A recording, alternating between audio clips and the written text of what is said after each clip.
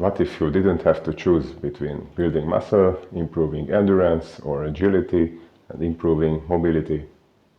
What if you could develop all these at once without training day and night or burning yourself out? In this video I will show you how to train smartly so you can be strong, fast, agile, enduring, flexible, aesthetic, and even support your longevity goals all at the same time.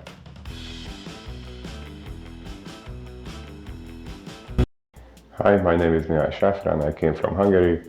I'm a coach, athlete, biochemical engineer. I used to be a professional athlete in the canoe sport, and last few years I switched to a more generalist way of fitness.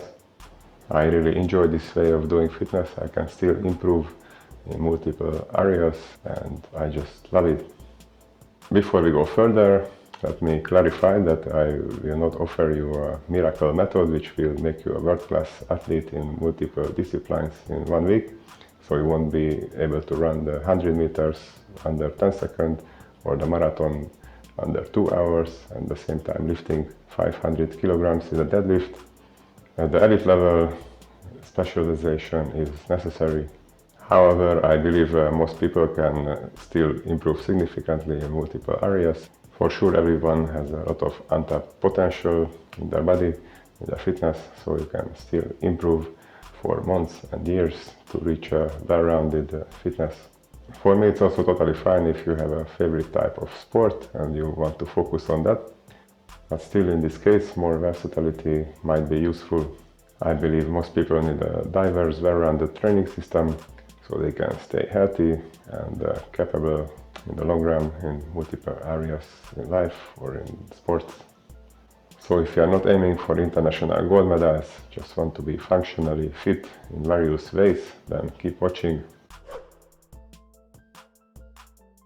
It's great if you already train regularly, but I see many people train too much one-dimensionally. For example, bodybuilders and powerlifters are very strong, but they may lack of agility or endurance.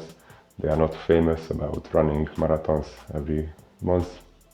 Runners and endurance athletes, they have a great stamina. They could run a marathon anytime, but they may lack strength and mobility.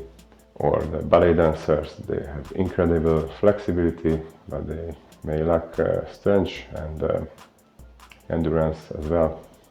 So which path you should choose? The good news is you don't have to choose. With the movement generalist approach, you can be strong, fast, agile, enduring, flexible, and you may even like what you will see in the mirror.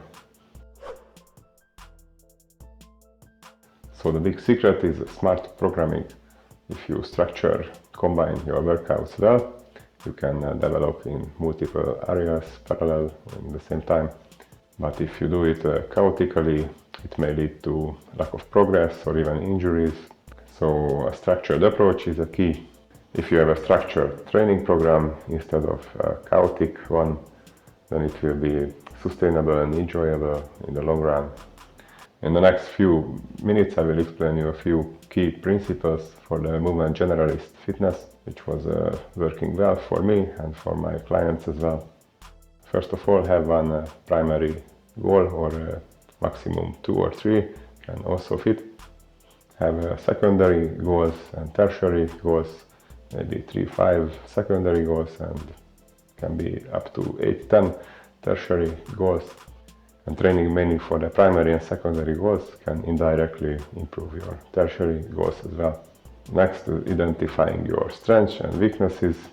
If you want to build a well-rounded fitness, then you may improve your weaknesses and you can still keep your strength, but it's enough to do some maintenance work for a while. So you can even grab a pen and paper and write down your primary, secondary, tertiary goals and think about your strengths and weaknesses. And if you have this clarity, then it's much easier to start. Okay, next is planning realistically. So think about how many training sessions you can do guaranteed in a week, which is not extreme stress for your body. You can have time to recover from it. fits to your schedule and you skip it only in case of Armageddon. It's also good to know how not to do the Movement Generalist Fitness. For example, if you want to develop your muscle mass and endurance at the same time, it's not a smart way if you use a professional bodybuilder plan and follow each workout. And at the same time, you also do a professional marathon runner training plan. So everyone has limited time to train and recovery capacity. You have to make smart compromises and always focus on the minimal effective dose. If you are training for multiple fitness goals, there can be also a so-called interference effect, when the different training adaptations are not really fitting together. So you need to combine them in a smart way. The biggest interference effect is usually between the aerobic and anaerobic kind of exercises. Aerobic exercises are like the long distance running or triathlon, swimming, rowing, endurance type of activities. And the anaerobic exercises are the fast and explosive high resistance exercises like sprinting or the bodybuilding or strength development, powerlifting. It's better to separate them from the aerobic activities or having the right order. For example, for the anaerobic activities, it's much better to train fresh. So start your training with this kind of activities, and you can still do some aerobic exercises at the second part or in the end of the workout. For example, don't try to do Olympic weightlifting or serious sprints after running 10 kilometers.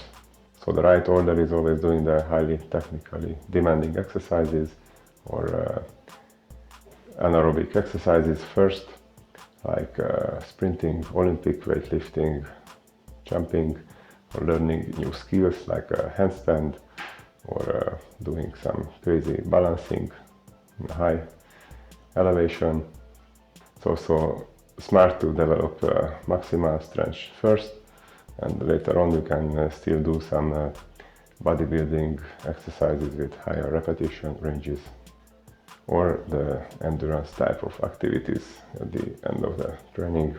Let's talk about the weekly structure. If you have time to train 1 to 3 times in a week, then you can choose to separate the various exercises, or you can combine them all together within one session.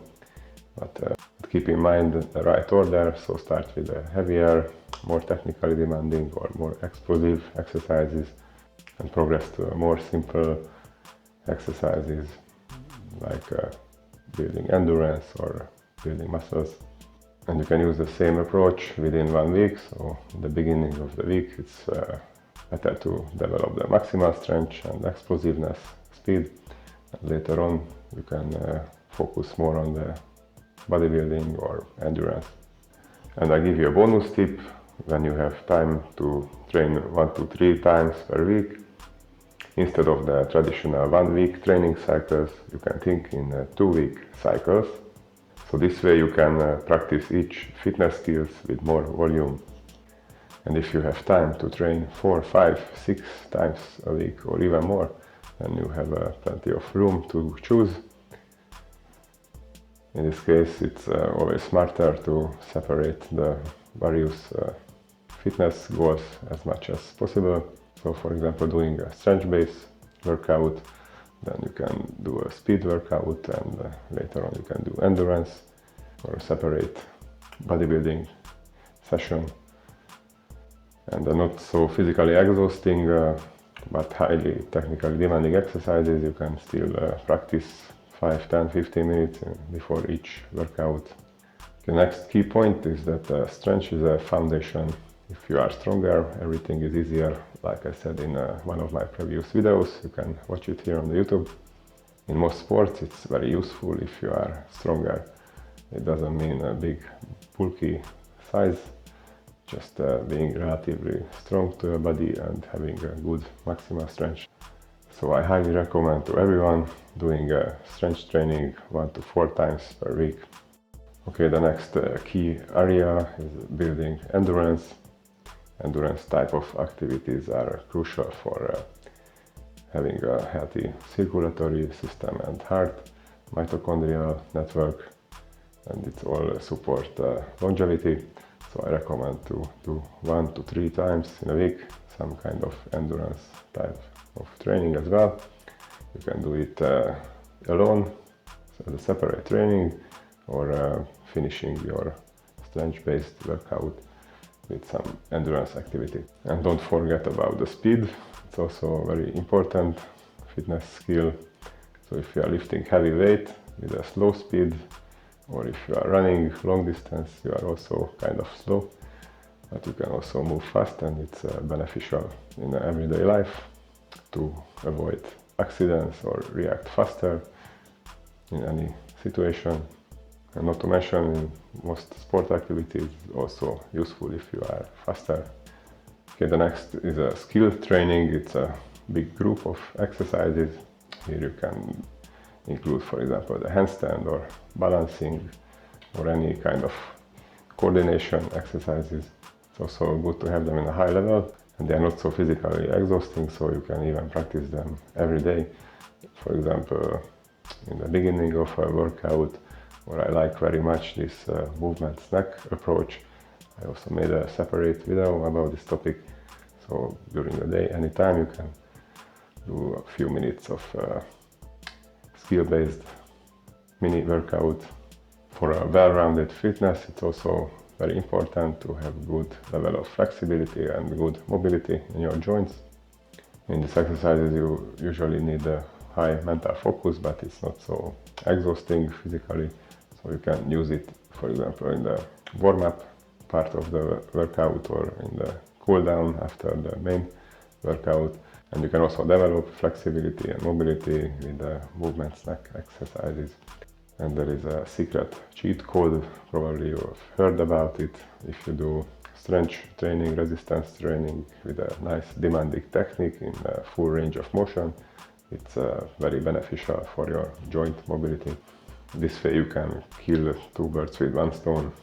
Okay, the next key principle is knowing when to rest. If you are training for multiple goals and you have a busy schedule, it will be very individual when you get tired. So I highly recommend to listen to your body, and you may need to adjust your training plan accordingly. Please avoid this mistake, like in this bad joke, when they say the surgery was successful, but the patient died. If you train as a movement generalist, I recommend you to have base building training sessions for most of the year. I'm sure everyone has a room to improve in the basic fitness skills like strength, endurance, speed, flexibility. Why not to develop them so you can enjoy any sport activity or everyday life on a higher level? And what about your favorite sports? Obviously, if you have many base building training sessions during the week, you will have less time to practice your favorite sport. But I believe it can also fit in the Movement Generalist training system, but maybe with less amount. For example, you can schedule it on the weekends. For example, during the week I do my base building training sessions, and usually on the weekend I go for hiking or stand-up paddle surfing. And what about the aesthetic benefits? If you are doing this approach in the right way, the great physique is a natural byproduct. Let's see a sample workout structure. I always like to start with a nice warm-up. Depends on the individual and the training goals. It can be 5, 10 or even 15 minutes in some cases. Prepare your whole body, move around all your joints, increase your circulation and nervous system activity. Here you can already include some mobility exercises if necessary, or you have stiff areas, and do some specialized progressive warm-up from the exercises of the day. The next part in the workout for 10-20 minutes can be a skill practice or speed workout. Here you can practice, for example, the handstand or balancing or other skills. You can do a few sprints, you can do Olympic weightlifting exercises. The next can be a main part of the workout, lasting 20, 30, 40 minutes even.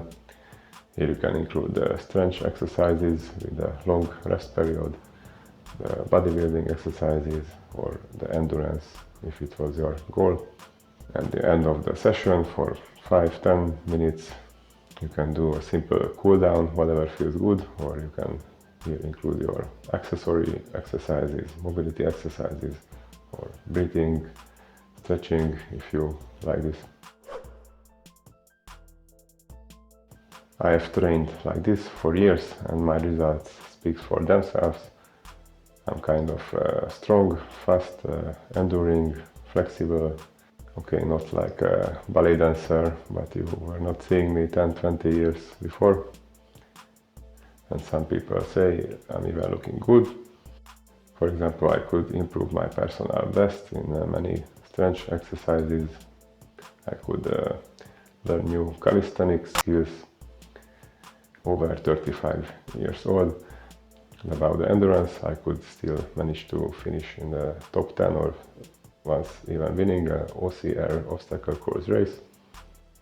My clients experience similar successes. For example, we could win team competition in these obstacle course races multiple times or having medals. There are people who could build muscle mass and running a half marathon at the same time. And in general, most people could lose weight, building muscle, being more agile. And what's even more important, they also learn to show up regularly on the trainings and they enjoy this generalist way of fitness. So if you want a proven training system which builds strength, endurance, mobility, agility, skills simultaneously, then check out my Movement Generalist ebook or contact me for an online consultation, online coaching, or for your individualized training plan. What do you think about the Movement Generalist approach? Are you training this way? What are your struggles or how you can manage it? Feel free to comment below and let's learn from each other. If you are not aiming for the Olympics or if you are not madly in love with one particular sport, then I recommend you to train as a versatile athlete. Become strong, fast, agile, enduring, flexible, aesthetic, all in the same time. That's it for today. Thanks for being here. If you enjoyed the video, then hit the like button, share it with your friends, subscribe to the channel for more fitness and lifestyle tips, and see you in the next one. Wish you a good health and strength and enjoy your generalist workouts.